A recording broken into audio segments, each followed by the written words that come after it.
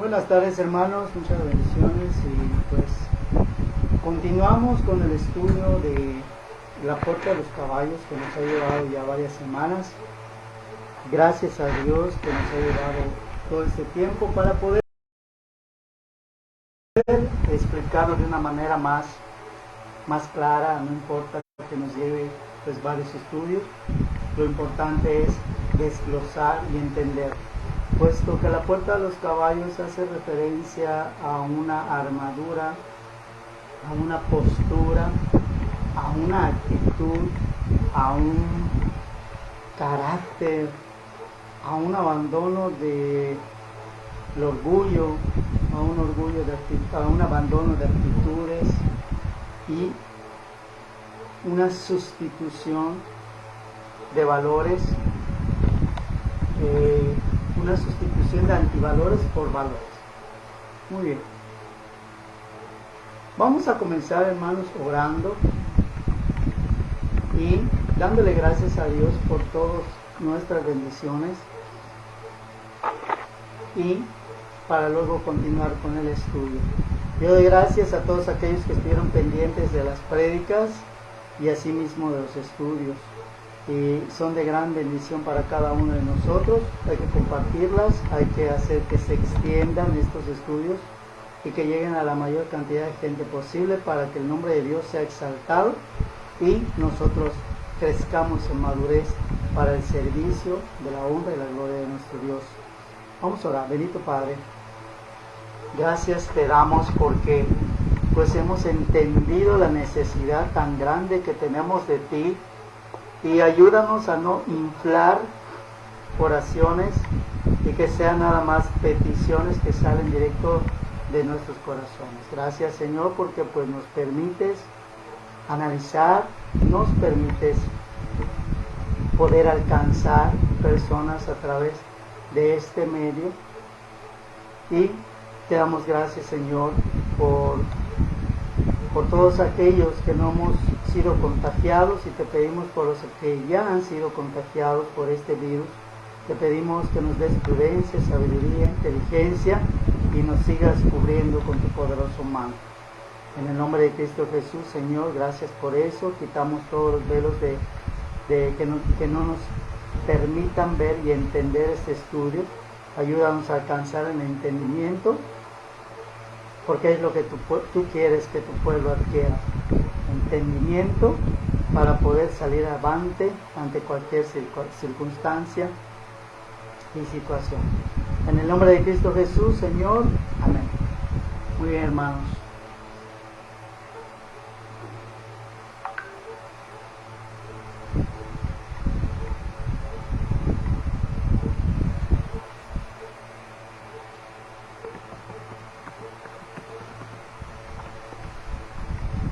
Comenzamos entonces exactamente donde nos quedamos analizando lo que es el olfato. Terminamos de ver el sentido del olfato en cuanto a lo que corresponde a la testera, la parte de la armadura del caballo, del equino, y continuamos con la parte del calzado, de la cuarta parte del caballo que estamos analizando, el calzado.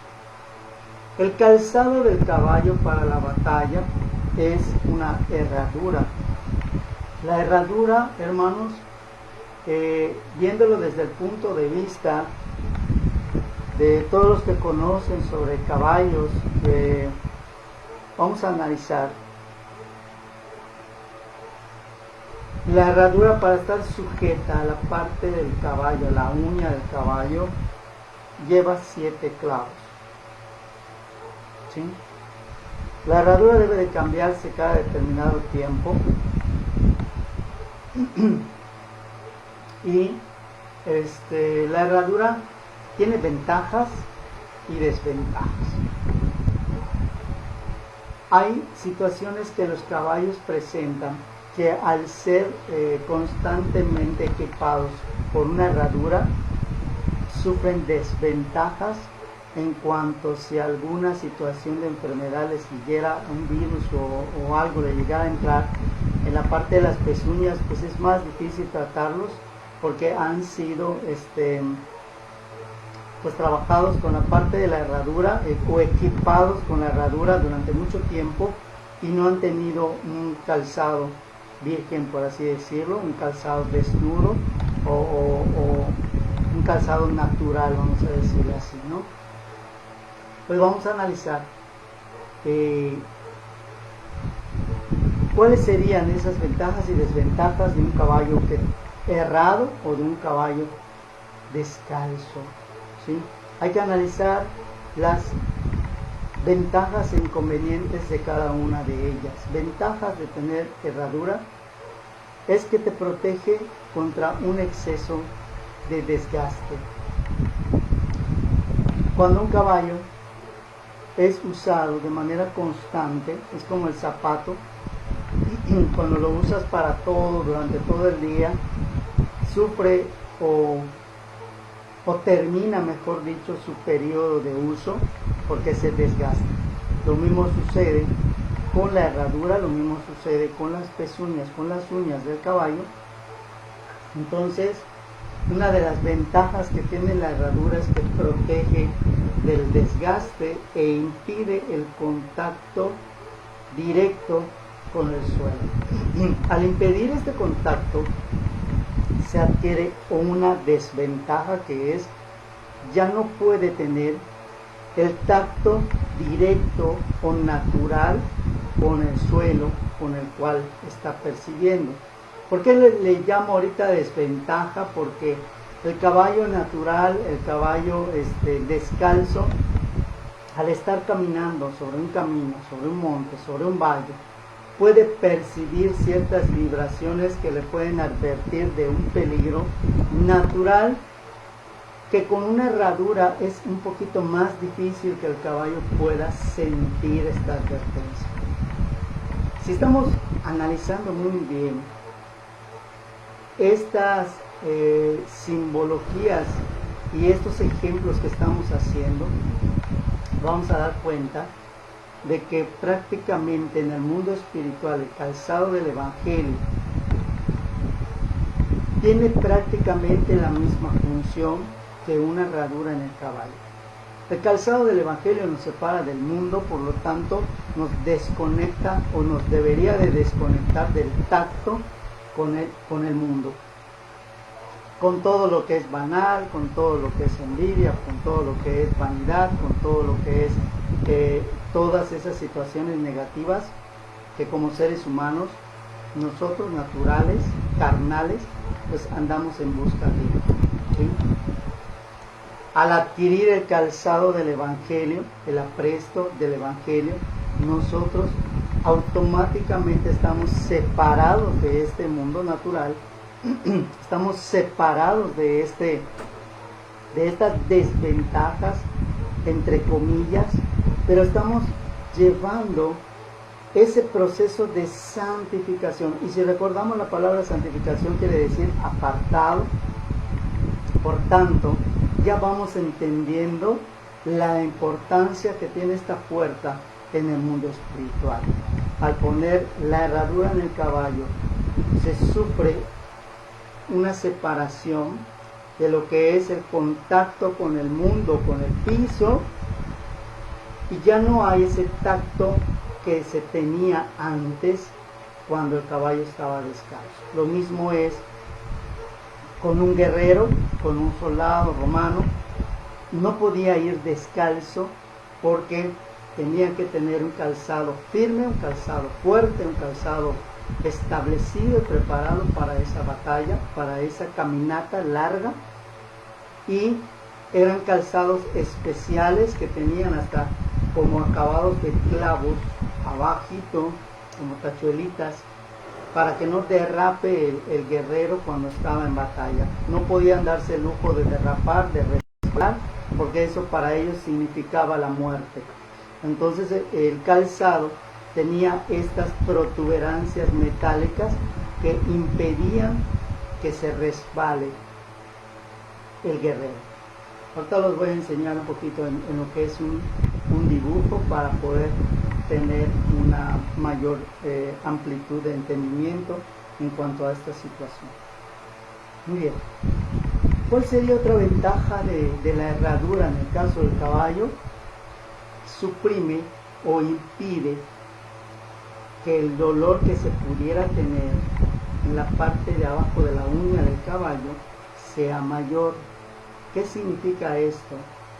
Que al ponerse la herradura se le escarba la uña al caballo y se adhiere la herradura, y todo lo que era malo o le causaba cierto dolor o incomodidad al caballo le es quitado gracias a la herradura.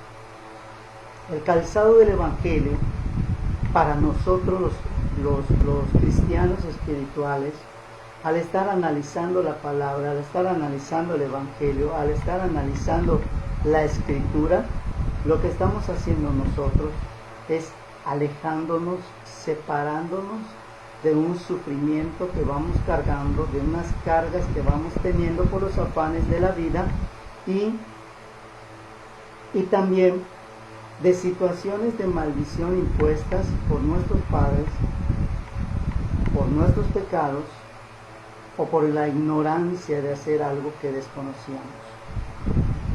La importancia de esto, ¿sí? Las desventajas de la herradura es que limita la mecánica del casco. Ya no tiene un funcionamiento natural, es como tu pie. Cuando te pones un zapato, ya no puedes estirar con libertad los dedos hacia afuera, porque tiene cierta resistencia por parte de la pared del zapato. Lo mismo le sucede al caballo con la herradura, ¿sí? Impide un poquito la capacidad de sentir esa plenitud y esa libertad, porque está sujeto bajo un límite. Entonces el calzado del Evangelio, dentro de esta perspectiva y este panorama, lo que implica es el principio de una disciplina a la cual yo debo de sujetarme y someterme, porque no es grato para el ser humano darme cuenta que hay cosas que son correctas, cosas que son incorrectas, cosas que son agradables y cosas que no le agradan a Dios, y hacer lo que sí es correcto y lo que sí es agradable a Dios. Ahí entra la parte de la herradura de la puerta del caballo, en donde yo tengo que sujetarme a lo que a Dios le es grato, a lo que Dios le es correcto, a lo que Dios le es bueno, el olor agradable que vimos hace 2 semanas a través del olfato y de la nariz, y entonces recibir todas esas bendiciones por causa y efecto por parte de Dios. ¿Sí? Muy bien. La herradura, una de las desventajas también que tiene es de que si lo ponemos mal, origina un mal posicionamiento en la postura del caballo. De ahí la importancia de hacer las cosas como son, como deberían de ser, aplicados a la norma de la exactitud para poder tener la menor cantidad de errores posibles. Dentro de la armadura espiritual del cristiano, el calzado tiene límites establecidos, tiene normas establecidas, tiene márgenes de error también, para que no haya una mala postura en cuanto a mi firmeza delante de Dios, en cuanto a mi pasividad delante de Dios, porque ya no va a haber ese causal de que por causa de alguien o de algo mi fe se quebrante o mi fe disminuya. Ya no debería de haber esos pretextos y esos condicionamientos del mundo, ya no deberían de tener esa fuerza en mi vida, porque yo ya tomé la iniciativa, tomé la decisión de asumir el rol de ser un hijo de Dios.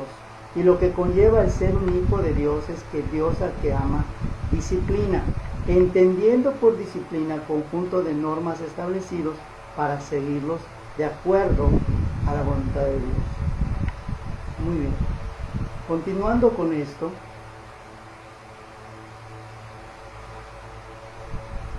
analizamos nuestro primer versículo de la noche, que es Isaías 5, 27 y 28. Isaías 5, 27 y 28.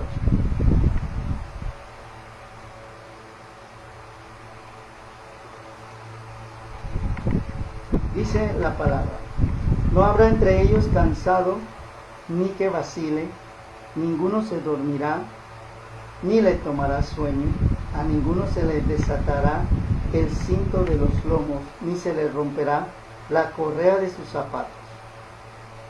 Sus saetas amoladas y todos sus arcos entesados, las uñas de sus caballos parecerán como de pedernal, y las ruedas de sus caballos como torbellinos.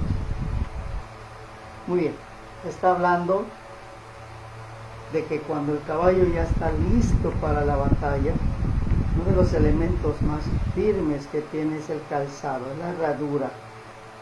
Dice que está sujeto como un pedernal para que el caballo no resbale, no patine, no trastabille, no falsee en su marcha y tenga una marcha firme, ligera también al mismo tiempo, pero estoica, se mantiene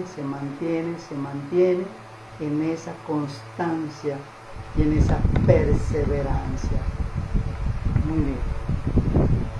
Dentro de lo que cabe, el caballo tiene esta parte que separa del mundo, y el jinete, al montar al caballo, el jinete pisa en algo llamado estribo, que es lo que permite que los pies del jinete estén sujetos en dos bases semicirculares, que le permiten también abrazar la panza del caballo y también guiarle o indicarle un poquito de dirección o de mando al caballo.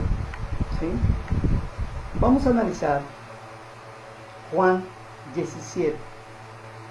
El capítulo de Juan 17 nos habla de muchas cosas, en particular analizando el Evangelio de Juan hace 2 semanas, y nos dimos cuenta de cómo algo tan simple y algo tan sencillo puede tener gran relevancia.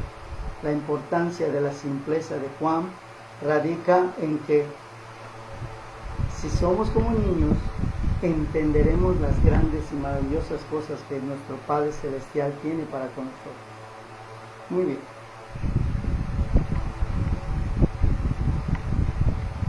Escuchemos bien lo que dice el capítulo 17, porque es cuando Jesús hace una oración por todos aquellos que van a ser sus hijos de Él, sean judíos o no sean judíos, sean gentiles o no, sean de cualquier raza, de cualquier credo, de cualquier nacionalidad, de cualquier sexo, de cualquier edad.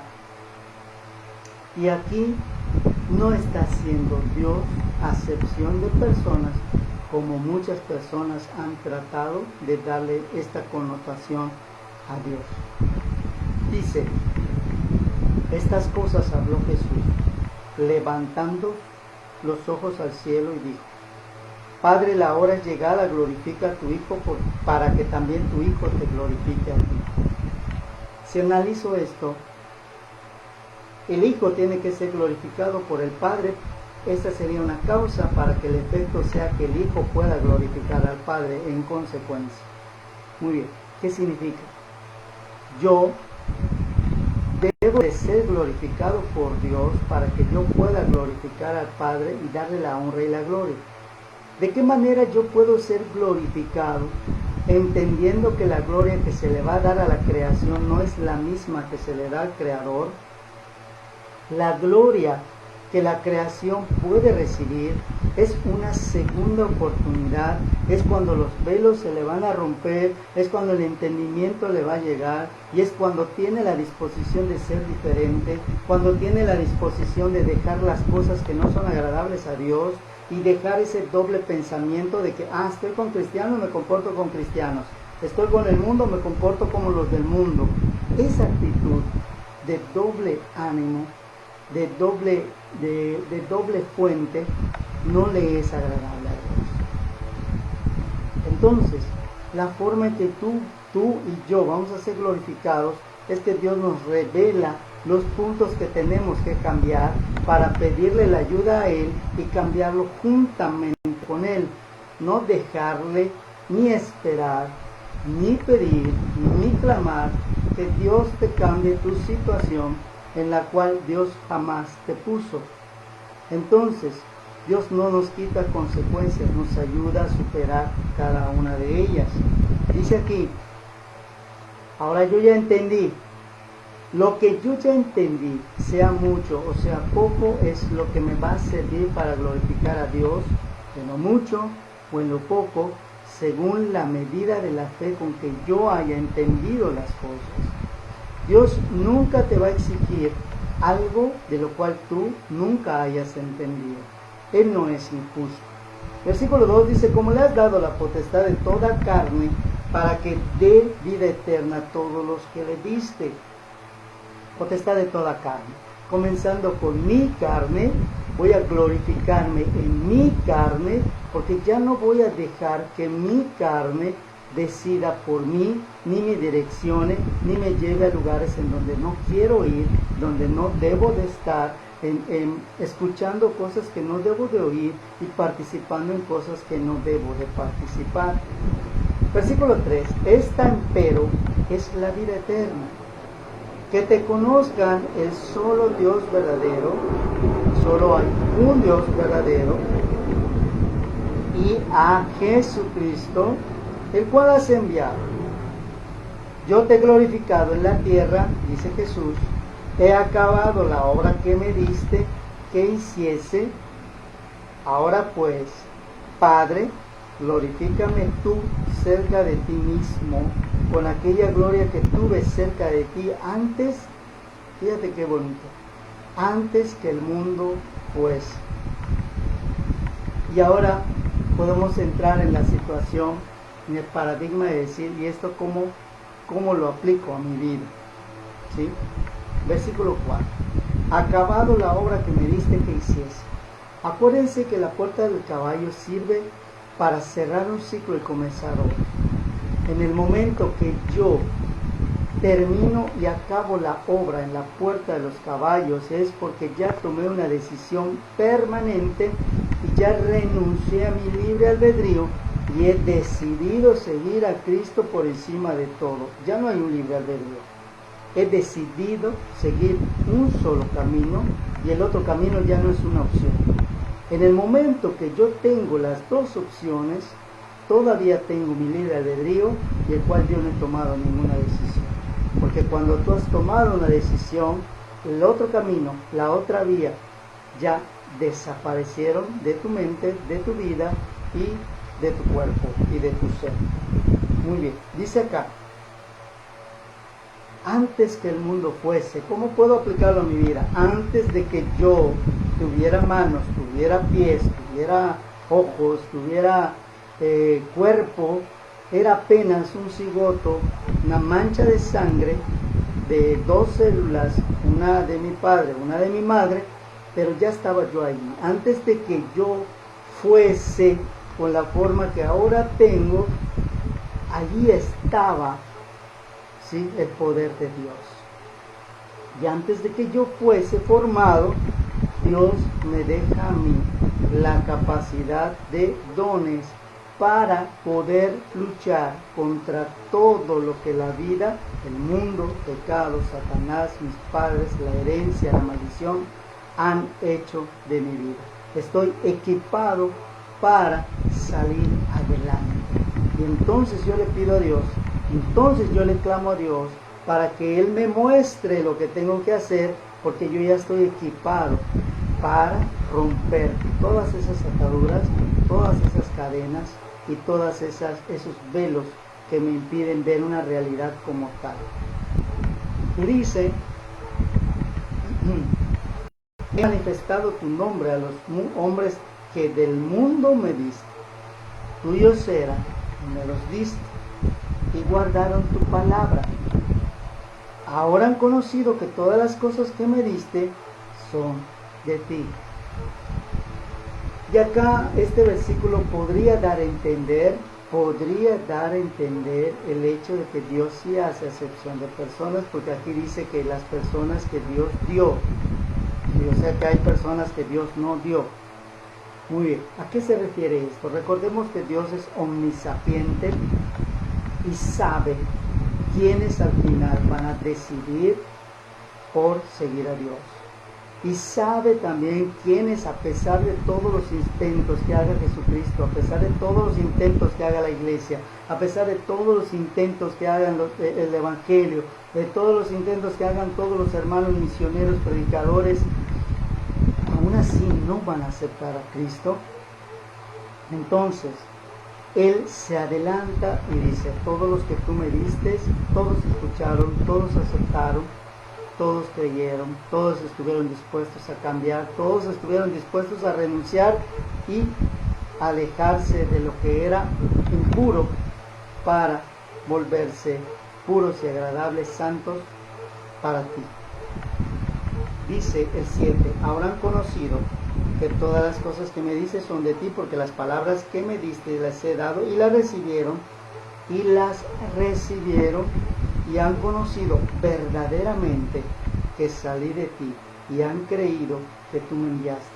Analiza: recibo una información, confirmo la información, adopto esta información que yo ya corroboré que es verdadera. Por tanto, esta información se vuelve parte de mí implícitamente, porque yo ya comprobé algo que es verdadero y ya nadie me puede engañar de lo contrario.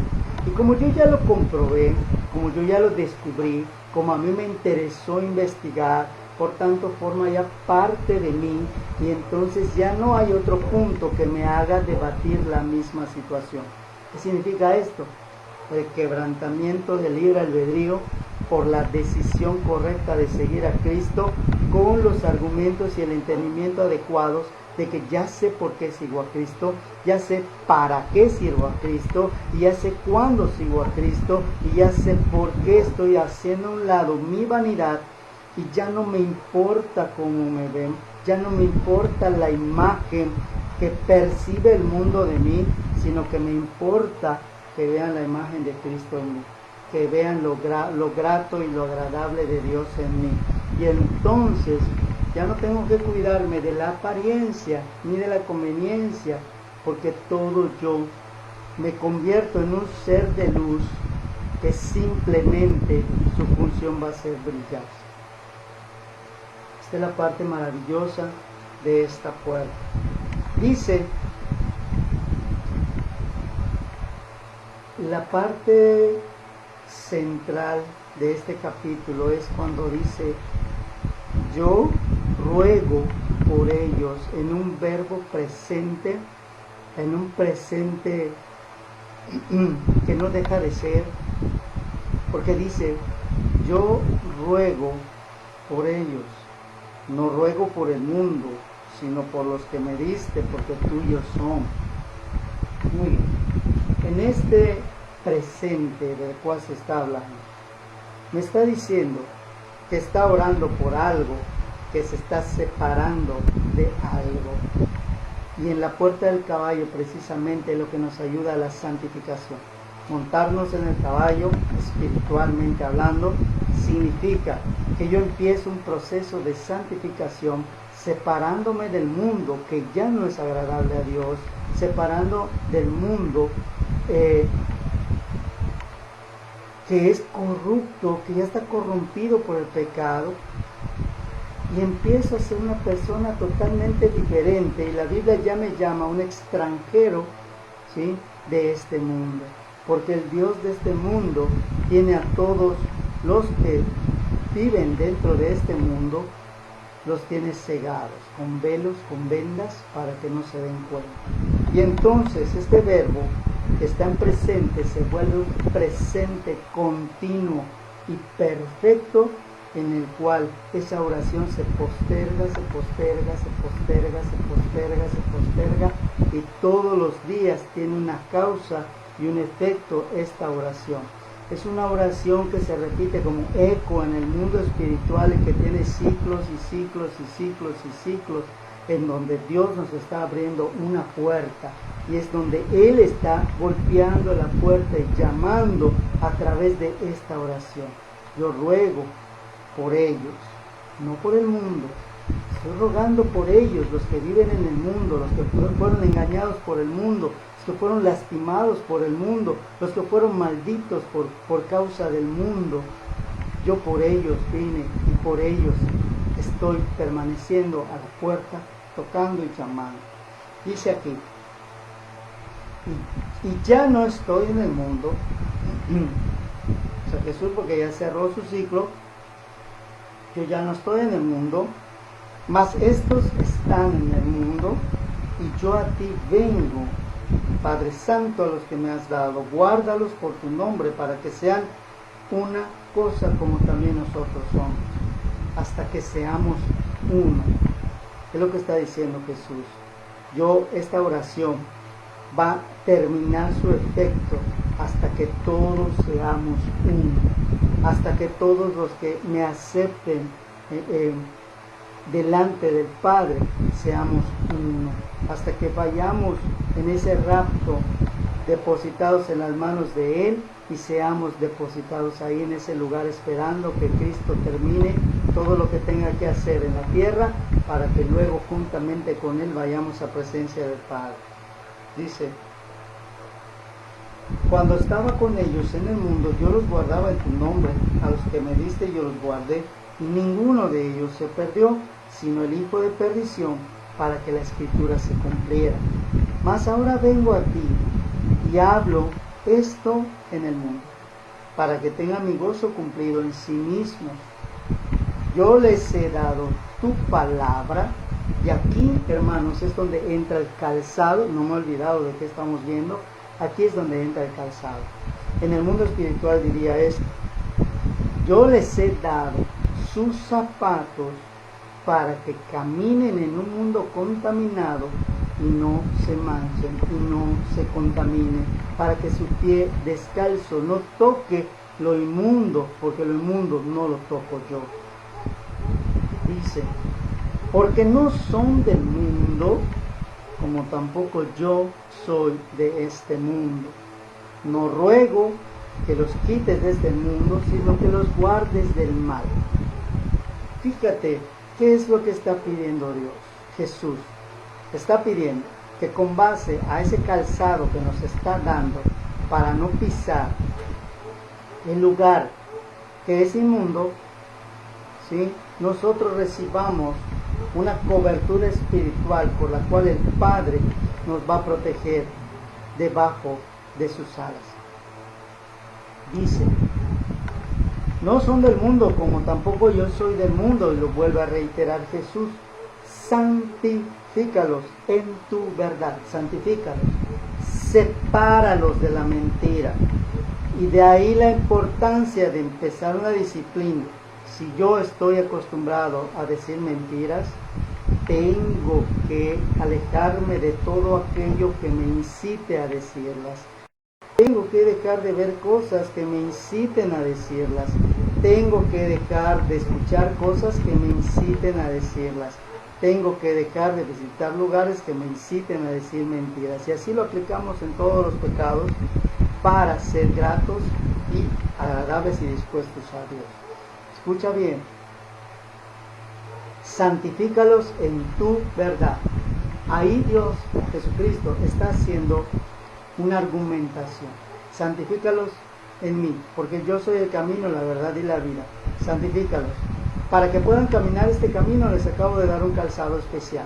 Este calzado especial les va a impedir contaminarse con el mundo. Pero la condicionante es que si hay algo bueno, hay algo puro, hay algo santo, en eso tendrían ellos que pensar. Porque lo espiritual acomoda lo espiritual a lo espiritual. Luego entonces, si ellos están pensando solamente en lo espiritual y solamente en lo que es grato, correcto y agradable a ti, bendito Padre, entonces ellos ya no tienen libre albedrío. Ellos, su meta es la vida eterna. Su meta es servirte y su meta es obedecerte. Y dice aquí, y por ellos yo me santifico a mí mismo. Escuchen qué curioso. Dice Jesús, no les voy a pedir algo que yo no he hecho. Y esto es algo que nosotros debemos aprender. No podemos pedirle a alguien algo que nosotros no hemos dado. No pidas lo que no das. Aquí viene ese dicho que a mí me gusta mucho decir: no pidas lo que no das. ¿Sí? Aquí dice: y por ellos yo me santifico a mí mismo, porque ya sé el proceso que ellos tienen que pasar, ya sé cuáles son sus debilidades para ayudarles, ya sé cuáles son sus necesidades para suplírselas, y ya sé qué es lo que necesitan para soportar y resistir en esta batalla espiritual.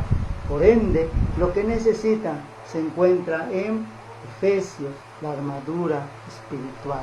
Y si atraviesan este camino de verdad, dividida en sectores, porque para poder caminar ese camino de la verdad que comienza a partir de la 9ª puerta, ¿sí?, necesitamos tener las vestiduras, necesitamos tener nuestras vestiduras de jornalero listas, al menos la del calzado, para poder caminar en un camino que es de santificación, de apartamiento, de separación, de alejamiento de lo que era nuestra inmundicia.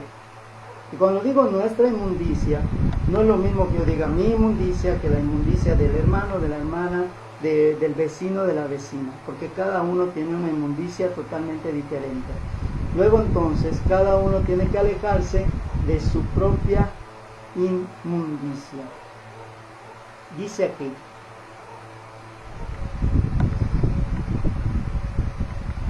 no solamente ruego por estos, sino también por los que han de creer en mí, por la palabra de ellos. Yo me santifico a mí mismo para que también sean santificados en la verdad, en ese camino que ellos van a decidir y que no van a dar marcha atrás. Y luego entonces, esta oración que hice por ellos se va a extender porque es fruto de ellos. Y si es fruto de ellos, es parte de ellos, por tanto, esta oración, con la argumentación presentada, también se va a extender a las futuras generaciones como una bendición perpetua o continua, que rompe con maldiciones de nuestros antepasados. Versículo 21.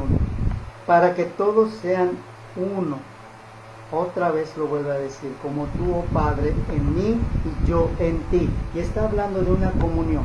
Paralelismo espiritual. Si Jesucristo lo hizo y pudo realizarlo todo frente a su Padre, yo igual puedo hacerlo con la imagen y dirección de nuestro Señor Jesucristo para alcanzar la meta que Él mismo alcanzó a través del poder de su Padre en su carne de Jesucristo, en su debilidad de Jesucristo, en su necesidad de Jesucristo, en su dolor de Jesucristo, en su padecimiento de Jesucristo. Yo también puedo vencer. Y de ahí ya entendí ese versículo que dice: en mi debilidad se manifiesta su poder. Y está hablando del poder del Padre, porque mientras yo mengüe, el Padre crece en ese sometimiento de humildad hacia Dios. Señor, la unción no es mía, pero mis manos sí son mías. Por tanto, te las entrego como sacrificio vivo, santo y agradable a ti. Úsame conforme tu voluntad y enséñame a escuchar tu voz, para que cuando me digas ora, unge, yo solamente tenga que estirar mis manos, orar y ungir. Pero cuando tú me digas retrae tu unción, todavía no es tiempo, yo pueda someter al caballo del orgullo que tengo aquí, de la vanidad y de la arrogancia de decir: no, yo puedo orar ahorita y ahorita voy a dar la bendición, y evitar con ello el no obedecer a Dios. Porque a veces Dios tiene un proceso particular con alguien y te va a decir: aún no ores, aún no unjas, aún no ministres, porque Él no da perlas a los cerdos. Y cuando dice cerdos no se refiere a un ser humano, se refiere a un inmundo, se refiere a un demonio, ¿sí? Y nosotros debemos de tener mínimo, pedirle a Dios ese discernimiento, pero no de espíritus. No pidas todavía discernimiento de espíritu. pide el discernimiento simple. ¿Cuál es el discernimiento simple? El que me ayuda a distinguir lo que es bueno, lo que es malo, lo que es correcto, lo que es incorrecto, y me ayuda a tomar una decisión. ¿Sí? Ese es el discernimiento simple. O sea, yo ya sé que esto es negro y esto es blanco, y yo decido ir por lo blanco, lo santo, y abandono lo negro. Ya tomo una decisión. Ese es el discernimiento simple. El mundo que te enseña, no puedes ver todo en blanco y negro, porque hay matices degradados entre el blanco y el negro. No, hermanos, eso es tibieza y a Dios no le agrada. Yo no puedo decir la verdad practicando la mentira, porque entonces Dios no va a estar presente en mi vida, ni tampoco en mi oración, ni tampoco va a respaldar mi unción, ni tampoco me va a dar bendiciones cuando estoy practicando algo que no digo. Dice aquí, y yo la gloria que me diste les he dado, para que sean uno, como también nosotros somos uno. Comunión espiritual. Y de ahí la importancia, hermanos, de las prédicas que ya se están preparando y ya se están empezando a dar, para poder adquirir esa comunión. No es lo mismo estar hablando entre 2, 3, 4, 5, 6 personas, en donde todos ya sabemos que se nos da una atención parcial dentro de una conversación, a estar platicando en un diálogo con otra persona de uno a uno, y tener a otra persona o a otra situación en medio, y yo no le esté dando la atención al sujeto con el cual yo estoy hablando. A Dios no le agrada eso. Y cuando le llamo comunión con Dios, una comunión significa que mis 5 sentidos están involucrados en ese diálogo, porque entonces no sería un diálogo, sería un monólogo en el cual yo le digo a Dios: ¿sabes qué, Dios? Yo voy a hablar, tú vas a callar, porque después si tú tienes que hablar no me interesa, porque no estoy dispuesto, solamente quiero que tú me escuches. Entonces hay que ser claro: Señor, no voy a buscar una comunión contigo, solo quiero que escuches mis monólogos. Y entonces tú también te vas a dar cuenta de qué es lo que sucede en el mundo espiritual cuando solamente haces monólogos. Dios no es un Dios de monólogos. Busca siempre con quién hablar. Dios siempre busca la conversación, busca siempre el diálogo, y busca siempre dar un mensaje que sea de bendición. El problema es que la gente, las personas, nosotros los humanos, no estamos dispuestos a pagar el precio de escuchar. Y no podemos orar y hacer otra cosa, no deberíamos. Y lo digo también por mí, también lo estoy aprendiendo.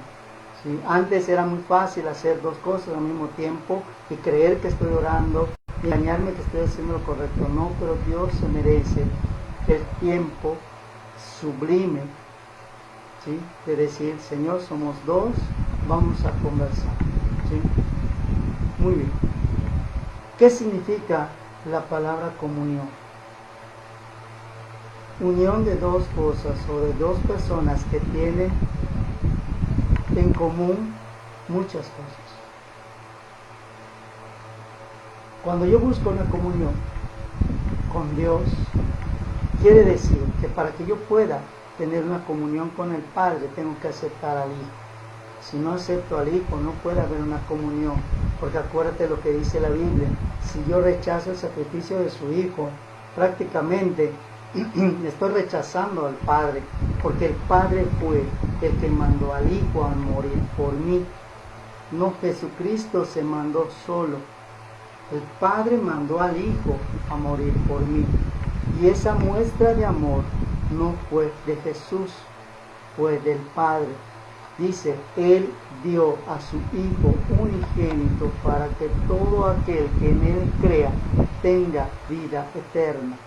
Toda la salvación viene por parte del Padre, y por eso le da toda la autoridad al Hijo, que consumó el acto más sublime de amor hacia la creación y hacia la humanidad, y por eso bajo el nombre de Jesús tenemos esa autoridad de poder realizar la obediencia dispuesta hacia el Padre Celestial.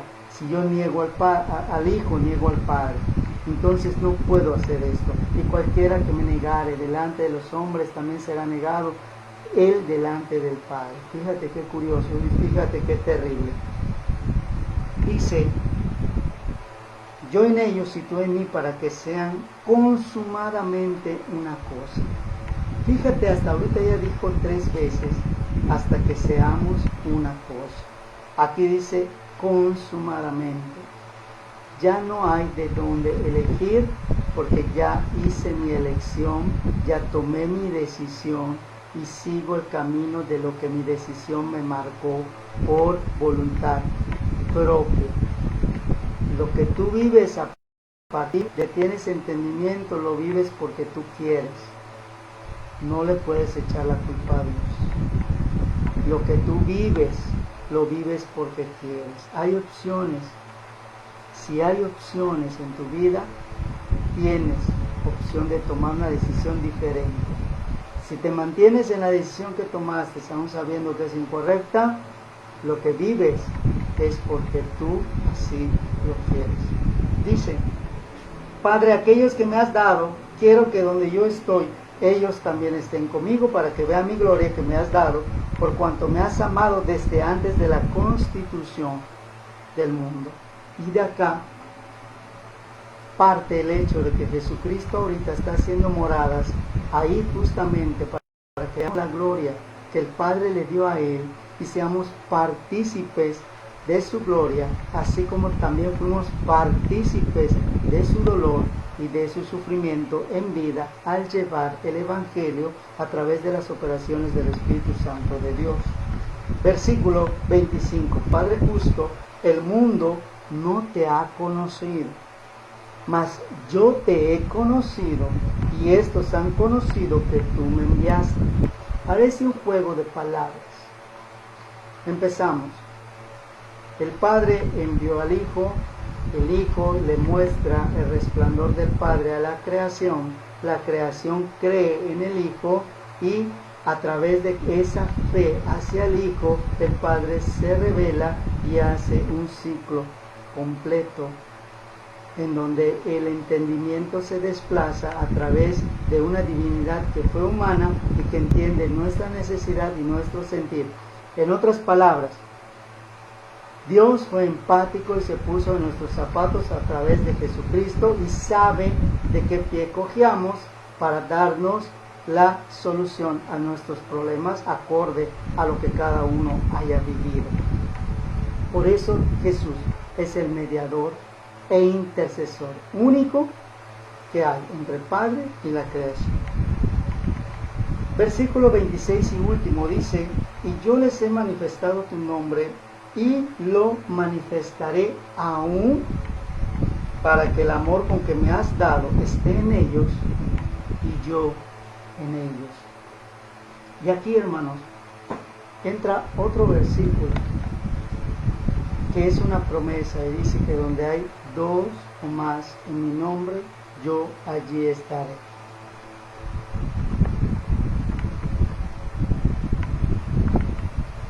Significa Mateo 18:20, porque donde estén 2 o 3 congregados en mi nombre, allí estoy yo en medio de ellos. Vamos a poner un ejemplo difícil, porque estamos viviendo tiempos difíciles en donde se nos hace fácil, fíjate qué contrastante, se nos hace fácil orar y pedir con desesperación cosas que inmediatamente necesitamos. Vamos a entender esta promesa para no hacer de ella un mal uso. Donde hay 2 o 3 congregados en mi nombre, y voy a dejar este paréntesis, congregados en mi nombre, para dar un significado. La palabra congregados quiere decir juntos en un mismo sentido. Yo estoy congregado en un mismo sentido. Si yo no puedo estar con una persona sintiendo envidia, sintiendo enojo, sintiendo ira, sintiendo molestia, sintiendo situaciones incómodas, ¿sí? Y aparte orar y decir amén juntamente. No están en un mismo sentido. Y luego dice, en mí, marcando un lugar, una posición, una situación, nombre. En el nombre de Jesús, dice la palabra, se doblará toda rodilla y toda lengua confesará que Jesucristo es el Señor. Muy bien, ¿qué significa esto? Para que la promesa se cumpla de que Jesucristo esté en medio de esas 2 o 3 personas. Tenemos que estar reunidos en un mismo sentir. Tenemos que estar reunidos en un mismo nombre. Tenemos que estar reunidos en un mismo entendimiento. Tenemos que estar reunidos sabiendo que lo que pidamos a nuestro Padre Celestial a través de Jesucristo que murió por nosotros será concedido de acuerdo a la intención de nuestro corazón, porque de la llenura de éste hablará nuestra boca. Por tanto, tengo que escuchar lo que digo, cómo lo digo, ¿sí? Para saber si cumplo con esos requisitos. Y ahí entonces, si estoy cumpliendo con estar congregado con personas con el mismo sentir, ¿sí? Y en el nombre de Jesús, al cual yo concibo como Dios encima, Dios arriba, Dios abajo, Dios en todos lados, entonces Jesucristo se manifiesta en medio de estas personas y su resplandor llena esas lámparas que necesitan ser llenas cada día para que durante todo el día, una vez mi pastor me explicó que esta llenura que muchas personas hablamos es, una vez que yo tengo la llenura ya es permanente. No, hermanos, la lámpara se llena cada 24 horas. Cada 24 horas se llena. Entonces, si yo tengo esa llenura de este día y tengo ese resplandor durante este día, entonces yo cumplí con lo que Dios me dice durante este día. Y de ahí que te diga la palabra de Dios, por eso cada día tiene su propio afán. No te preocupes por el día de mañana, preocúpate por el día de hoy, que tu lámpara esté llena, que tus rodillas estén ahí dispuestas, que tus sentidos estén atentos y que tú estés sometido y humillado para que el orgullo, la vanagloria, la soberbia no te corrompan. Tienes que estar en santificación constante y permanente, que es la separación de todo lo que un día te llevó a ser un adversario de Dios. Es que estar lejos de estas situaciones. Muy bien. En Efesios 6, versículo 15,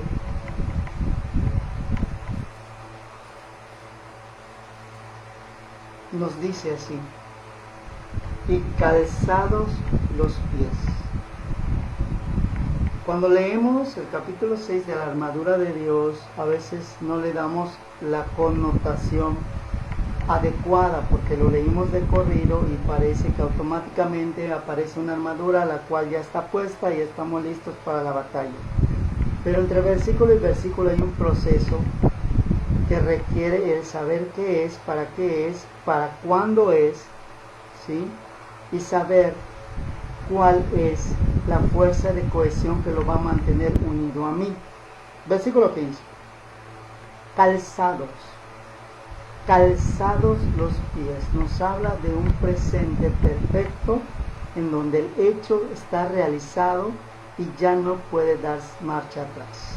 Presente perfecto. Dice, calzados los pies, ambos, no uno solo, con el apresto del Evangelio, y te dice algo más: calzados los pies con el apresto del Evangelio de la paz. Como que no había entendido esto. A veces cuando decimos Evangelio, ¿sí?, nos vamos a toda la palabra de Dios, pero vamos a ir incipientemente comenzando con saber lo que es el Evangelio de la paz. El Evangelio de la paz son buenas nuevas. Si vamos al significado correcto de la palabra Evangelio, significa buena nueva. ¿Qué hay de buena nueva que yo llegue con una persona que yo le diga que si no te vas a arrepentir te vas a ir al infierno? No estoy llevando un evangelio de paz, estoy llevando un evangelio de temor, estoy llevando un evangelio para someter y para manipular a alguien a través de una emoción que es el temor y que Dios no le agrada, porque el perfecto amor echa fuera el temor. Por tanto, el evangelio de la paz es aquel que va de esta forma. ¿Sabes qué? Hay alguien que te ama y si tu corazón está dispuesto a arrepentirte, te va a dar bendición sobre bendición. No estoy connotando nada negativo, porque de cosas negativas el mundo ya está hastiado y lo que el mundo necesita saber y conocer es el evangelio de la paz de nuestro Padre Celestial a través de Jesucristo. ¿Sí? Muy bien.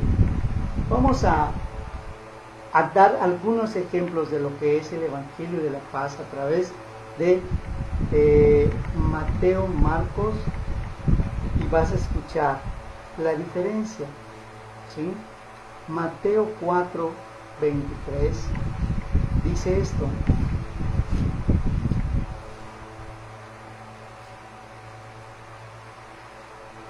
y rodeó Jesús toda Galilea, enseñando en las sinagogas de ellos y predicando el evangelio del reino. Y escuchen bien, porque hay una coma. Si yo me quedo en predicando el evangelio del reino, hasta ahí podría estar diciendo que Jesús estaba cumpliendo con el apresto del evangelio. Pero Jesucristo estaba cumpliendo con el apresto del evangelio de la paz, porque aparte de hablar, estaba haciendo algo más, y estaba haciendo esto: sanando toda enfermedad y toda dolencia en el pueblo. ¿Sí? ¿Qué significa sanando toda enfermedad? Cuando tú vas al médico, tú buscas algo en el médico, tú buscas alivio. Por tanto, Jesucristo a estas personas les estaba dando palabras de alivio, les estaba dando palabras de aliento, les estaba inoculando esperanza, les estaba dando oportunidades, les estaba hablando de algo diferente y nuevo que hasta ese momento no había, porque si había algo, enseguida ese fariseo decía: algo hizo su padre, algo hizo para que este muchacho, esta muchacha le esté pasando esto, es una consecuencia del pecado, por tanto se lo merece. ¿Sí? Esa era la dureza del corazón que en ese momento sabía. Pero cuando vino Jesucristo, empezó a hablar de esperanza, de oportunidades, de aliento, de algo diferente, que es sufrir, sufrir, sufrir. Y dice Jesús en el Evangelio de la Paz: si tienes un dolor que tienes que sufrir y lo quieres sufrir, yo no tengo nada que decir. Pero si tú tienes un dolor que ya no quieres tener, tengo un evangelio de la paz para ti, para que renuncies a ese dolor y yo te dé la sanidad que tú esperas recibir de mí.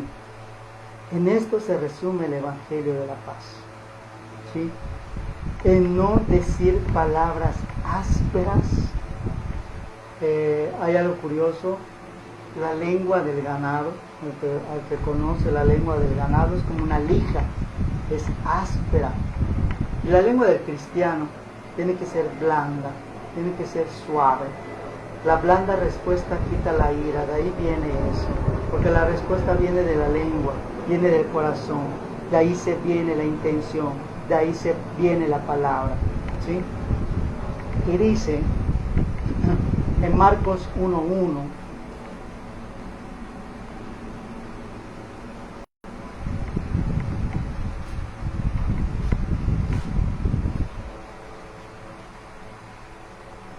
Marcos 1:1 dice: principio del Evangelio de Jesucristo, Hijo de Dios. Principio del Evangelio de Jesucristo, Hijo de Dios. ¿Qué significa esto? Que Él vino a traer algo totalmente diferente y opuesto, pero al mismo tiempo complementario de la ley. Porque la ley, Jesucristo no la vino a abrogar, la vino a cumplir. Y al cumplirla, Él tenía el derecho de decir: esto ya no y esto sí, e instituir una nueva constitución a través del libro de Romanos para que nosotros podamos tener la constitución del cristiano acorde al Evangelio de la paz. Dice, principio del Evangelio de Jesucristo, Hijo de Dios, en mayúscula. En mayúscula. ¿Sí? Muy bien. Vamos al versículo 1:14 de Marcos, capítulo 1, versículo 14. Mas después que Juan fue encarcelado, Jesús vino a Galilea predicando el evangelio del reino de Dios. Juan el Bautista estaba predicando de un evangelio incipiente que es el enlace y la vinculación entre la ley y la gracia. Para que la ley y la gracia puedan unirse, necesita el evangelio de Juan el Bautista, y Juan el Bautista bautizaba con base al arrepentimiento. ¿Sí?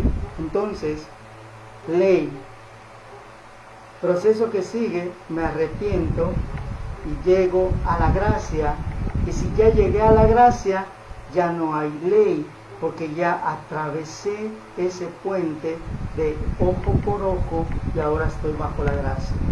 Pero tengo que atravesar ese pequeño puente que es el arrepentimiento. El arrepentimiento no es llorar, el arrepentimiento no es sentirme triste porque ya hice algo. El arrepentimiento me lleva a buscar alternativas para cambiar, para hacer cosas diferentes de las que ya hice hoy. Hoy volví a fallar. ¿Qué hice para volver a fallar? ¿Qué me predispuso a volver a fallar? ¿A quién escuché? ¿Qué vi? ¿Dónde fui?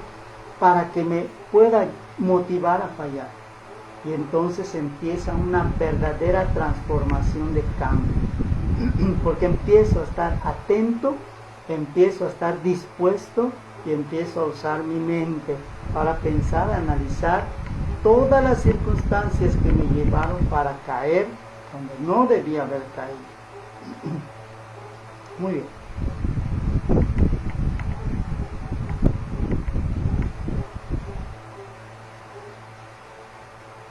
Hechos 20:24.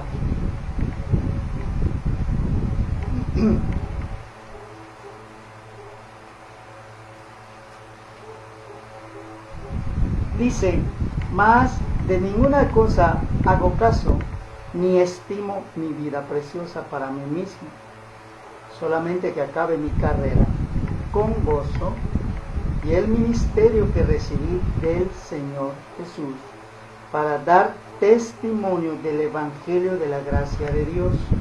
Dice Pablo, antes yo hablaba de una ley que yo defendía hasta la muerte, y yo perseguía a aquellos que no se sujetaban a eso que yo creía.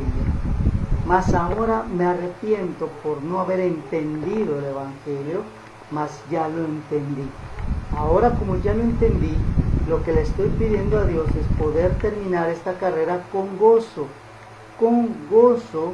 para poder llegar a Dios, a Jesús, con esas vestiduras blancas que Él se merece. Este pequeño paréntesis que abrimos, lo cerramos con Romanos 10:15. Romanos 10:15 dice, ¿y cómo predicarán si no fueren enviados?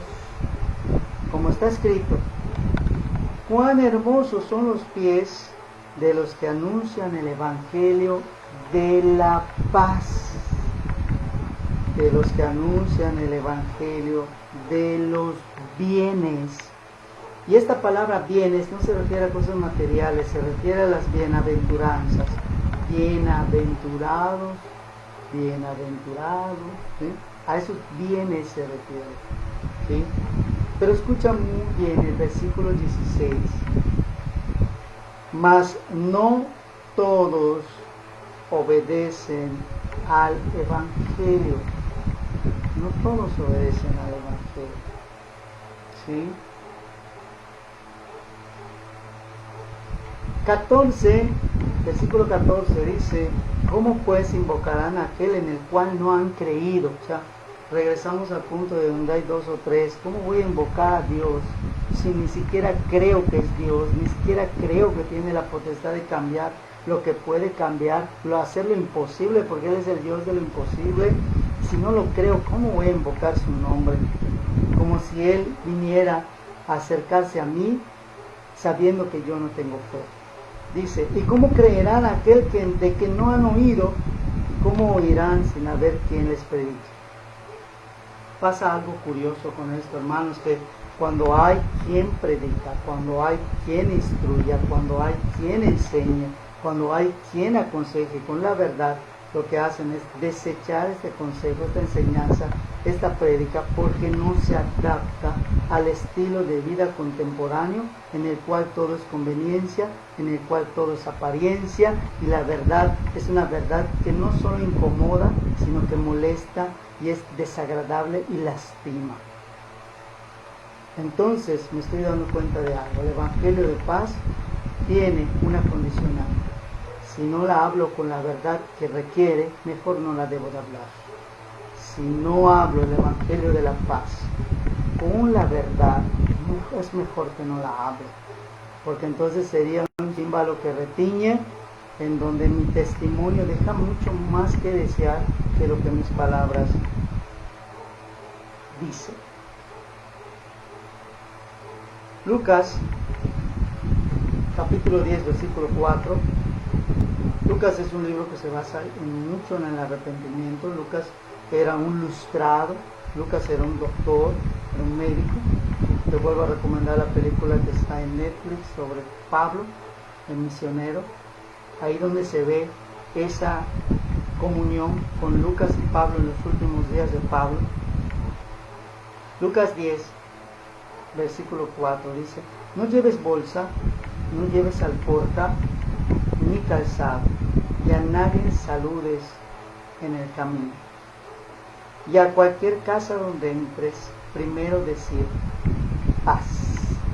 Y cuando dice pase a esta casa, hermano, no se refiere al saludo de cuando tú llegues digas pasa a esta casa, no a eso se refiere. Que lo primero que tú digas sea una intención de bendición. Que donde tú vayas, tu primera intención sea de demostrar quién es Dios y quién es el poder de Dios, cuál es el resplandor de Dios, cuál es la luz de Dios. A eso se está refiriendo. No lleves bolsa, no necesitas guardar nada, no lleves alforja y no lleves calzado, porque ya has tenido, ya te han sido dado el calzado. Y te lo recuerdo porque está en Efesios y te dice calzados los pies con el apresto del Evangelio de la paz. Ya tienes zapatos, no necesitas otros zapatos, porque a veces ¿qué pasa? Ya tengo mi calzado del Evangelio, pero me las tengo que quitar porque voy a participar en cosas mundanas. Entonces tengo mis zapatos de mentira, de etcétera, etcétera, etcétera. ¿Sí? Muy bien. Lucas 15, 22.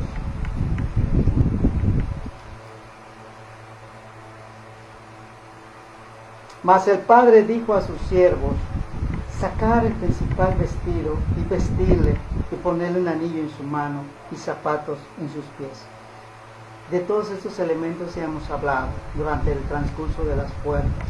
El anillo simboliza un compromiso en el cual yo me sujeto si lo acepto, ¿sí?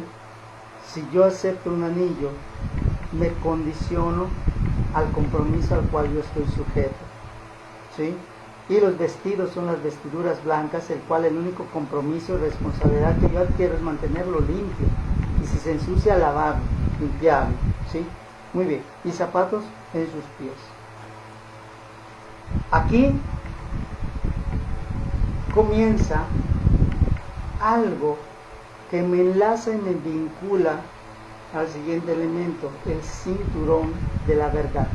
Yo estoy parado, me monto en el caballo, empiezo el proceso de dejar el orgullo, la prepotencia, la soberbia, la arrogancia durante esta puerta, y me subo y estoy pisando el estribo del jinete para que mis pies no toquen el mundo, ¿sí? Y empiezo el proceso de santificación, en donde yo ya entendí que debo de basarme en el Evangelio de la paz. Y de ahí la importancia de estudiar el Nuevo Testamento por encima de la ley, ¿sí? Para entender el proceso del arrepentimiento que me va a llevar a poder caminar correctamente el camino que sigue. Porque lo que sigue es el cinturón de la verdad. Efesios 6:14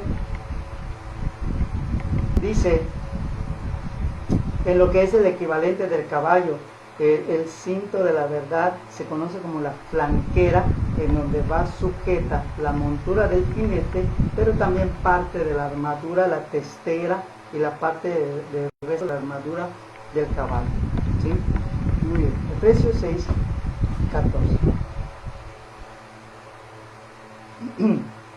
dice,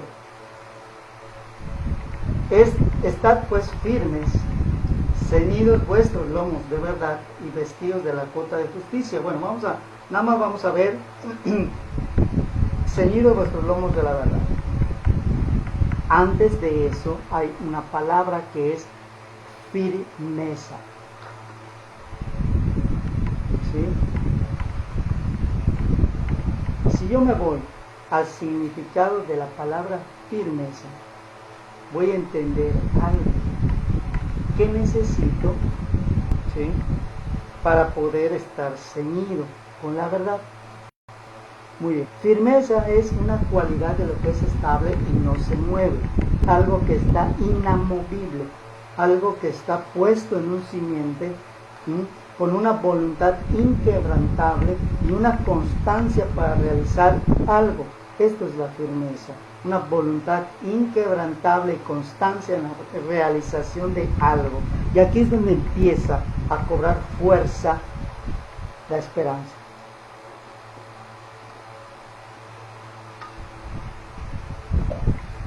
Si yo tengo un anhelo inquebrantable, y lo podemos ver en muchos atletas que de repente sufren accidentes, y con esa voluntad inquebrantable vuelven a recuperar su ritmo y se levantan de una adversidad en donde la mayoría no lo hace. La diferencia es su firmeza, porque están viendo el objetivo, pero no solamente se quedan viendo como los cristianos, entre comillas cristianos,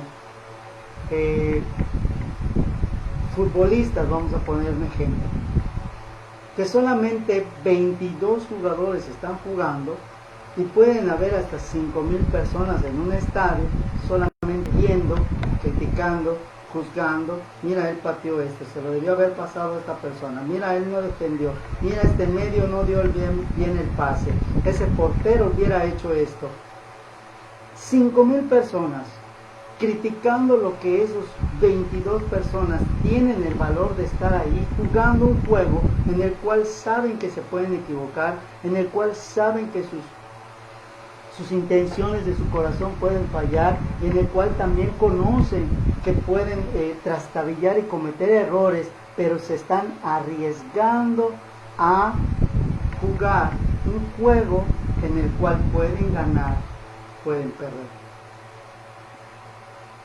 Y esas 5,000 personas, por más que se conviertan en un coro, por más que se conviertan en un criterio, no pueden participar.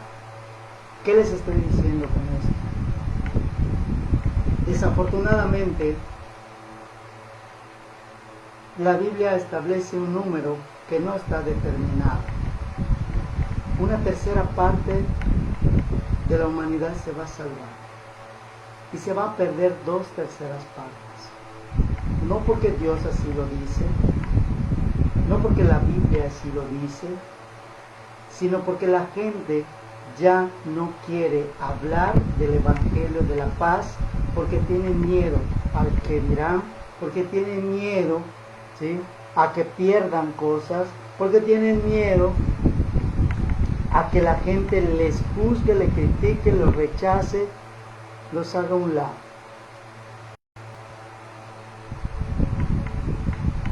Hace un momento, antes de venir aquí a dar el estudio, me topé con un pastor que tristemente me dio una noticia mala. Tuvo que renunciar a su iglesia. El pastor es ya de la tercera edad, tiene casi 54 años. Su esposa todavía vive, pero fue de los pocos que prefirieron cuidar a su iglesia antes de mantener una congregación periódica. Y tuvo que renunciar a la iglesia porque la iglesia lo presionaba para hacer situaciones que a un pastor le competen. Tristemente, ahora él se dedica al evangelio también en sus tiempos libres. Ya hace cositas, detalles para vender, y es en lo que muchos cristianos que de verdad quieren servirle a Dios terminan haciendo. Esta iglesia les estaba diciendo a este pastor, estaba exigiendo visitas, estaba exigiendo oraciones, estaba exigiendo, pero nunca se pusieron en su corazón de que él tenía una necesidad, tiene una necesidad. Leyendo la Biblia, me cuenta él, llegó al punto donde Pablo estaba diciendo que a mí no me han dado nada, yo he mantenido el evangelio con lo que he ganado. Lo oró y decidió tomar esa decisión. Se los platico. Es importante que tú antepongas muchas cosas por hacer lo que Dios te dice. Si eres de los pocos privilegiados de escuchar la voz de Dios, obedece, haz lo que te diga. ¿Qué importa todo lo que te puedan decir? Porque Él tiene cuidado de los que le sirven y de los que le aman. Orando con este hermano y venciéndole, te aseguro que a partir de la decisión que él tomó, ahora su vida va a caminar de una mejor manera.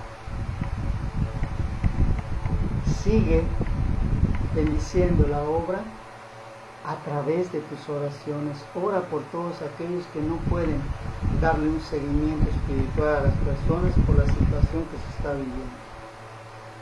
Muy bien. El cinturón de la verdad se tiene que sujetar con firmeza. No puedes poner mal, porque entonces el asiento en el caballo se resbala y gira y produciría que el jinete se caiga del caballo, y en medio de una batalla que el jinete se caiga inquiere la muerte inmediatamente.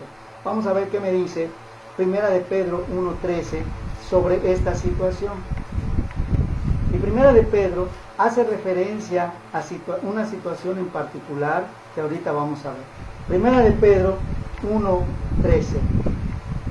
Dice la Biblia: por lo cual, teniendo los lomos de vuestro entendimiento, fíjate qué es lo que hay que ceñir.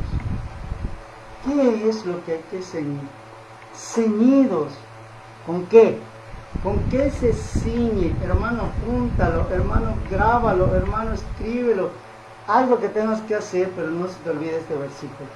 Ceñidos vuestros lomos. ¿Con qué? Dice este versículo, hermanos, con templanza.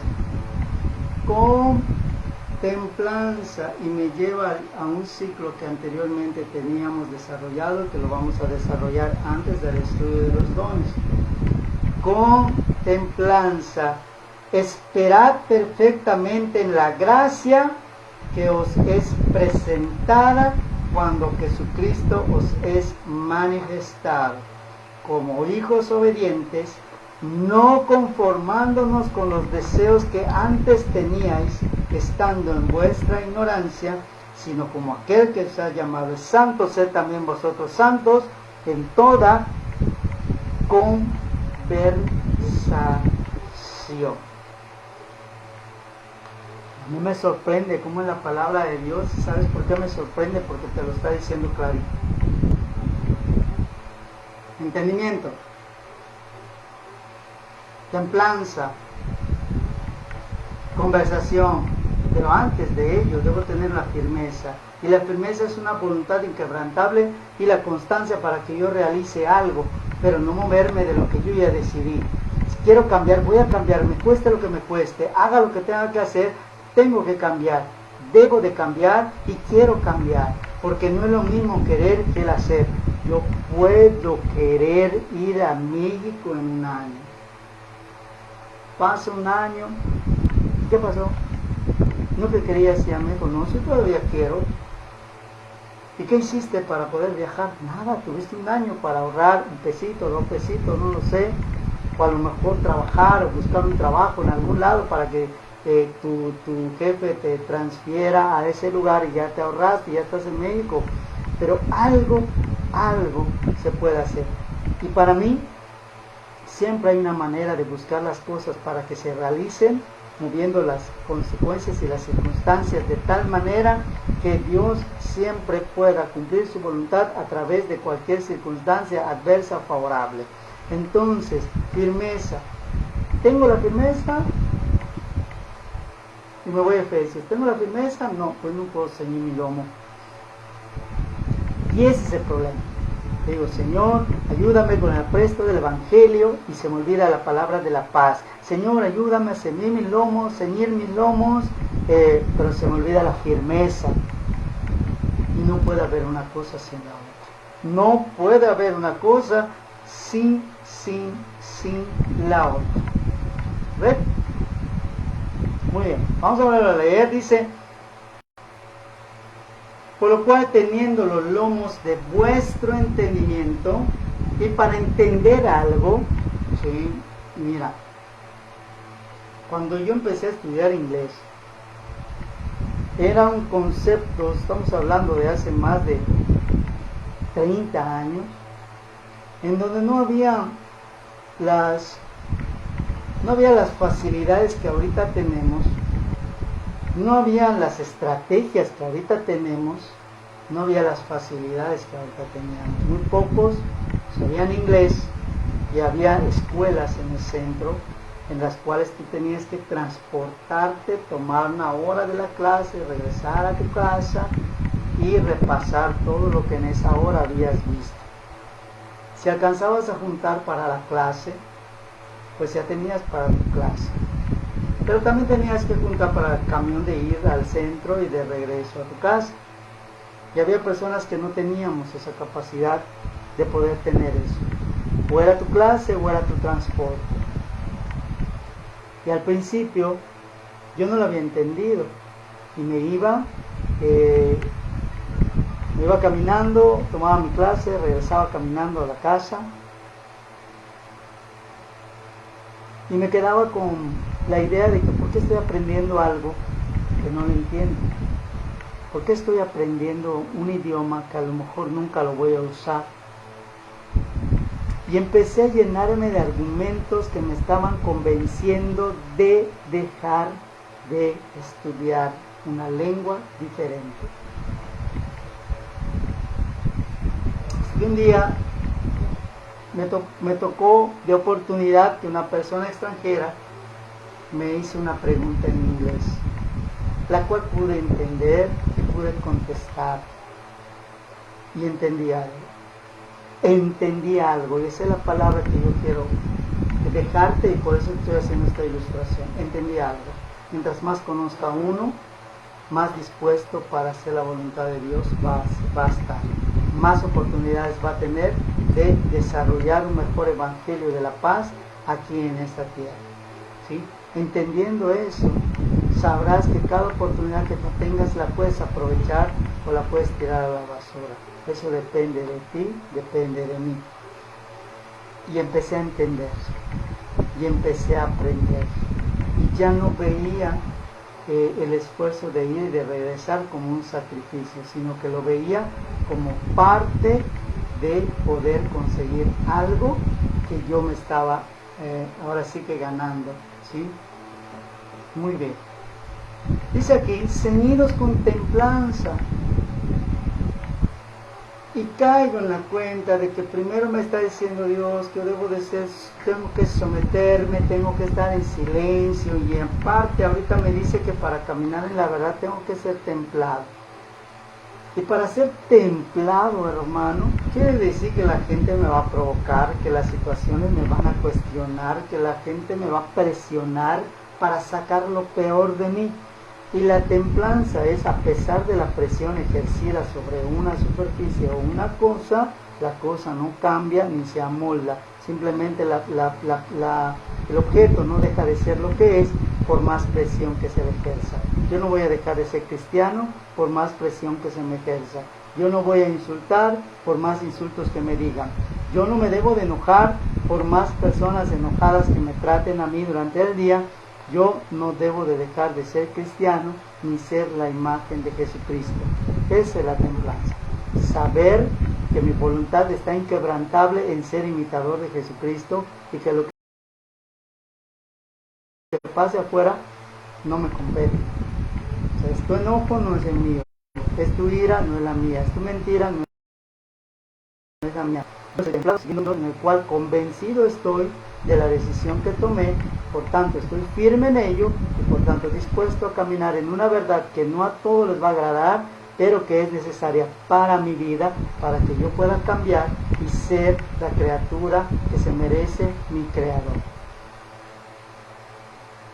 Y te dice 14, esperad perfectamente en la gracia que os es presentada cuando Jesucristo os es manifestado, como hijos obedientes, no conformándote con los deseos que antes tenías. No conformándote con los deseos que antes tenías. Fíjate que es contrastante lo que me está diciendo Pedro, porque si yo tenía esos deseos, quiere decir que esos deseos van a querer regresar otra vez a mí. Entonces yo no me voy a conformar diciendo, pero era lo que yo era antes. No, ya eres nueva criatura. Los deseos que antes tenías pertenecen a una persona que ya murió, que ya está sepultado, que ya resucitó, que por tanto ya no tienen derecho sobre ti ni sobre tus hijos. En el momento que aceptes eso, vuelves a aceptar esa maldición sobre tus hijos. Tu consigna es obedecer como nueva criatura, tu paradigma es una nueva criatura, un nuevo camino, nuevas oportunidades, un nuevo desarrollo de ti mismo, si lo quieres ver de esa manera, basados en la humildad, basados en someterte a Dios, basados en la obediencia, basados en la templanza, basados en la firmeza, basados en la esperanza depositada en aquel que tú creas que te puede ayudar, salvar, rescatar, etcétera, etcétera, etcétera.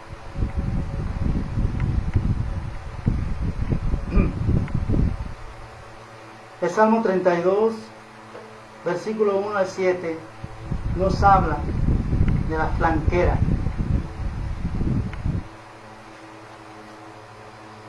Dice, bienaventurado aquel cuyas iniquidades son perdonados y borrados sus pecados. Fíjate qué curioso, porque estamos hablando ahorita de la firmeza, de que ya no te conformes con los deseos que antes tenías. Antes tenías, ya no las tienes, están borrados de ti, es una nueva criatura, ¿sí? Perdonadas y borradas. No te pierdas de ese nexo y ese vínculo. Perdonadas y borradas. Bienaventurado el hombre a quien no imputa Jehová la iniquidad. ¿Qué significa? Como ya te fue perdonado y borrado, si vuelves a cometer ese pecado, para ti ya no es pecado. Cambia el nombre porque eres una nueva criatura. Ahora ya no eres llamado pecador, ahora eres llamado inicuo, porque sabes hacer lo bueno y no lo haces. El pecador es aquel que vive en su ignorancia y comete cosas que no sabe si son buenas o son malas. El inicuo es aquel que comete algo sabiendo lo que es correcto y lo que no es correcto, ¿sí? Y te dice aquí, y en cuyo espíritu no hay superchería. Mientras callé, se envejecieron mis huesos. Callé, ¿qué callé? Callé mi pecado, lo escondí. Callé mi falta, la escondí. Callé mi error, lo escondí. No se lo dije a Dios. No deposité mis faltas, no deposité mis errores. Seguí siendo o pretendiendo ser superior a Dios creyendo que le puedo ocultar algo cuando Dios todo lo ve, todo lo sabe, todo lo oye porque está en todos lados. Se me olvida que Dios es esencia y no es presencia misma. Yo espero que Dios haga presencia aquí y se me olvida que Él es esencia que está en todo.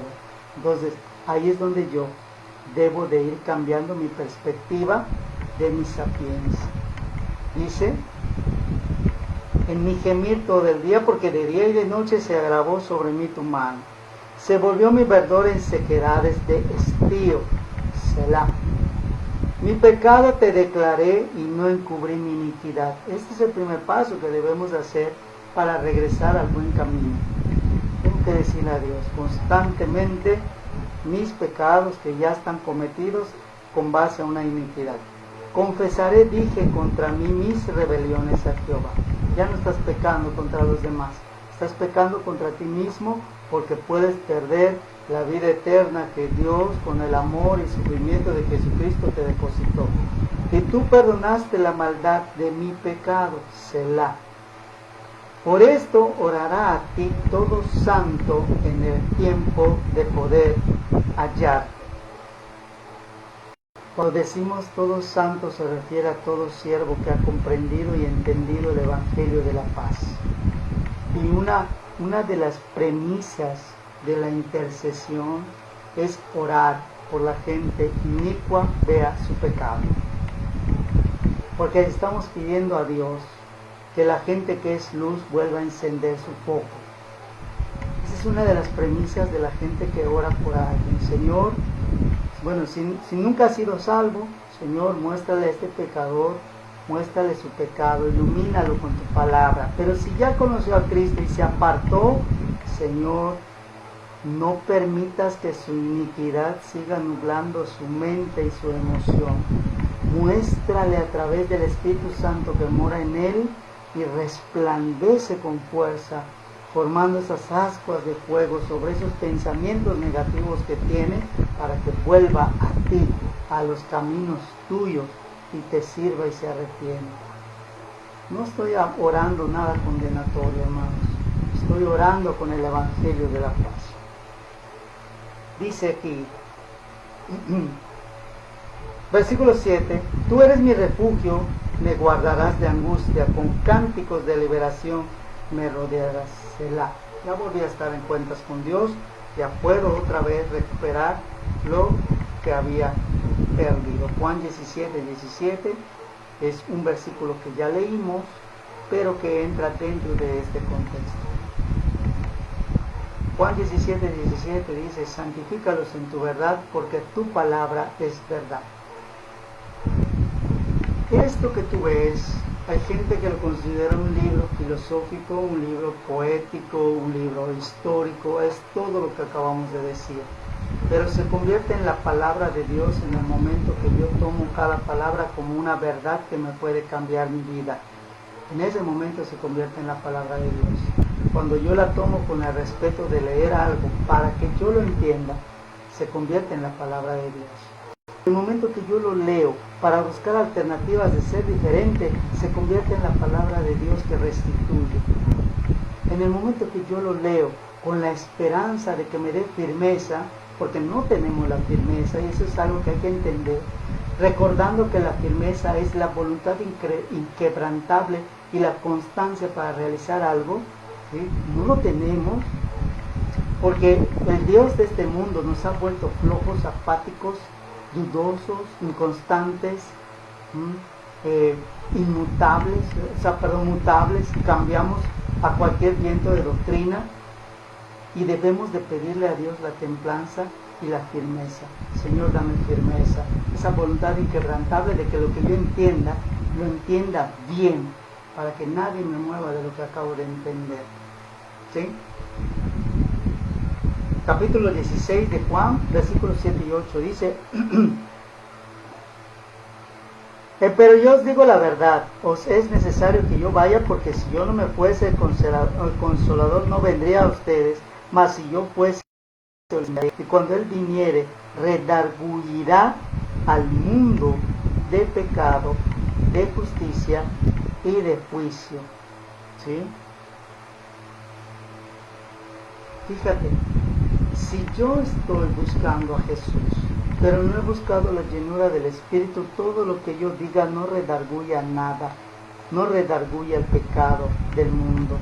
Pero si yo busco primero el proceso de mi propia sanidad y la llenura del Espíritu Santo en mí, cuando el Espíritu hable a través de mí, el mundo va a ser redarguido del pecado que están cometiendo. ¿Y qué es lo que está pasando? Nos hemos olvidado de sanar los que nos atrevemos a hablar de Dios. Nos hemos olvidado de ser restituidos por Jesucristo y queremos salvar al mundo volviéndonos héroes espirituales cuando no es lo que dice la palabra de Dios. La palabra de Dios dice que si yo todavía estoy en el proceso de entender a Jesús, no puedo redarguir a nadie de su propio pecado. Tengo que entrar en el siguiente proceso, que es de la llenura del Espíritu, que es a partir de la cuarta puerta, para que yo pueda entonces empezar a ser lleno del Espíritu Santo, y cuando el Espíritu Santo hable a través de mi corazón y de mi boca, salga solamente el Evangelio de la paz, que va a hacer que la gente se convierta, que va a hacer que la gente entienda, que va a hacer que la gente quiera buscar a Dios, que va a hacer que la gente quiera leer su Biblia, y ya no va a ver a la Biblia como libros diferentes. Es que tu Biblia es católica, tu Biblia es evangélica, tu Biblia es así. La Biblia es la misma, en la postura que tú la pongas es la misma. Lo único que tienes que hacer es escudriñarla, estudiarla, analizarla y entenderla. Es todo lo que te pide la Biblia para convertirse en parte de ti. Muy bien, pues vamos a terminar con Romanos 1:16.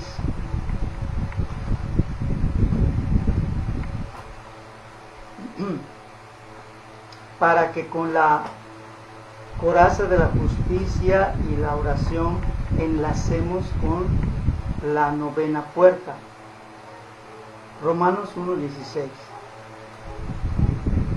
dice: porque no me avergüenzo del Evangelio,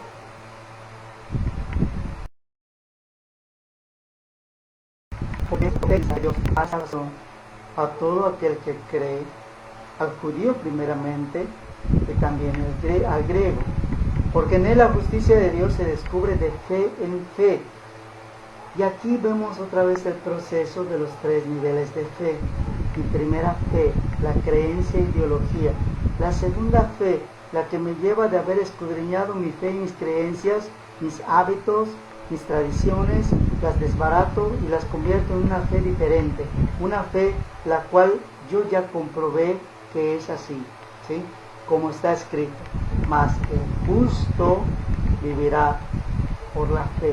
La tercera fe, que es la convicción de saber que tomé la decisión correcta y saber que voy en la dirección correcta, saber que estoy en el camino correcto, que es de la verdad, y saber que tengo esa constancia para realizar algo que mi corazón anhela fervientemente y desea. Muy bien. Entonces aquí, hermanos, son las piezas de ambas armaduras, el del caballo, del jinete y sus diferentes asociaciones.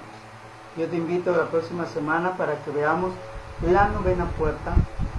Empieza con la coraza de justicia y la oración, porque es donde ya nosotros tomamos una decisión, y la entrada a la novena puerta nos espera la coraza de justicia que el Padre nos da. Estamos listos para entrar en un mundo espiritual totalmente diferente, totalmente sobrenatural, totalmente atemporal, en donde ya estamos en un ministerio en donde los propios malignos ya conocen quiénes somos, siervos de Dios, en donde estamos buscando la sanidad a través del Evangelio de la paz para todo aquel que en él cree. Pues esto es lo que nos espera la próxima semana. Vamos a orar y vamos a entregar este tiempo a nuestro Padre Celestial, y les agradezco el tiempo que ustedes le han dedicado a este estudio. Bendito Padre, gracias te damos, Señor, por la oportunidad dada. Gracias te damos por las bendiciones recibidas. Gracias, Señor, porque nos permitiste pasar este estudio sin ningún contratiempo. Gracias, Señor, porque nos permitiste estar dispuestos ante tu obra. Y gracias, bendito Padre, porque nos ayudas a entender. Yo me voy esta noche, yo como hombre, para pedirte firmeza, que tú me ayudes a entender ese proceso y que me sigas ayudando a adquirir esa voluntad inquebrantable de seguirte a pesar de todo. Gracias porque me has estado empezando a probar en mi templanza. Tú conoces que antes era una persona muy intemperante. También conoces el anhelo de mi corazón, de que hace casi 6 meses yo te empecé a pedir y a orar que tú me des un corazón diferente. Empecé a entregarte y depositarte mi corazón en tus manos para que tú lo cambies. Y empecé a orarte sobre algo, sobre toda cosa guardada, guarda mi corazón. Y tú has sido fiel. Y a partir de que te he estado orando eso todos los días, he sentido una diferencia en mi corazón. He sentido una diferencia que se manifiesta en mi exterior. He sentido esa confianza de poder depositar mi sentir, mi emoción, mi pensar hacia ti. Y te doy gracias por ello, porque pues sé que también me vas a ayudar a adquirir esa voluntad inquebrantable. Hoy te doy gracias porque a pesar de la enfermedad, porque a pesar de las situaciones adversas, porque a pesar del cansancio, porque a pesar del dolor, porque a pesar de las carencias, tú te levantas como guerrero invencible y nos das la victoria. Y tú peleas nuestras batallas y nos ayudas. Gracias, bendito Padre, porque pues no puedo más que seguirte agradeciendo de que me hayas permitido todavía continuar en este proceso llamado vida, pero pues a vivirla de una manera diferente. Bendito Padre, te sea la honra y la gloria por siempre, pidiéndote cada día esa oportunidad de poder formar una sonrisa en tu rostro, Señor, al ver que tu hijo testarudo pues está intentando cambiar y luchando contra aquellos deseos que antes me pertenecían y que ahora están siendo desechados con el poder de tu ayuda. Bendito Padre, a ti sea la honra y la gloria por siempre, en el nombre de Cristo Jesús. Amén. Dios te bendiga, hermano.